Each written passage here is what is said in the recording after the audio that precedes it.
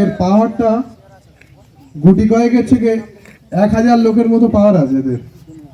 না হলে এত সংগ্রাম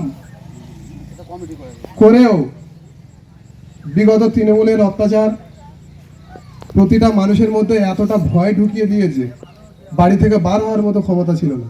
একটা মোবাইলে নওশাদ ভাইজানের কোনো একটা লাইক করবে সেই ক্ষমতাটুকু ছিল না। ছিল কি কারণ ছিল না। মেয়েরা মোবাইল দেখবে, তারা যদি হুট করে একটা লাইক কমেন্ট করে দেয়, সেখানে গিয়ে পার্টি অফিসে তার নিয়ে জল্পনা, তাকে তুলে নিয়ে গিয়ে মারা, এই সমস্ত কাজ কারবার ছিল। সেই ভয়টা আছে, এখনও অনেকের মধ্যে কাজ করে। সেই ভয়টা থেকে আমাদের উঠে আসতে হবে আস্তে আস্তে। উঠে এসে আশা করি এই সমস্ত বুথগুলো খুব কম লোক ছিল, পুরানো কর্মী, কিন্তু আস্তে আস্তে সবাই একত্রিত হচ্ছে এবং হয়ে যাবে।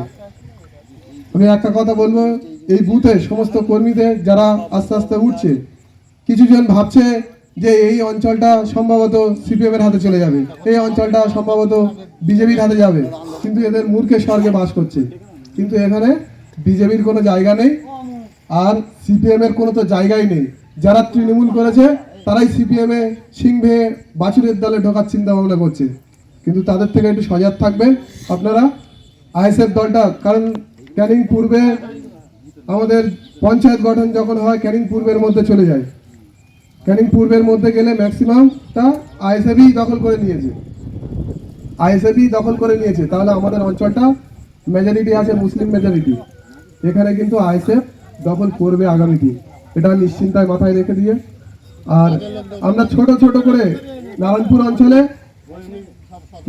অঞ্চলে আইএসএফ প্রকাশ্য বার হয়ে রাজনীতিটা করতে পারেনি, আজকে এই প্রকাশ্য বার হয়ে রাজনীতিটা করছে।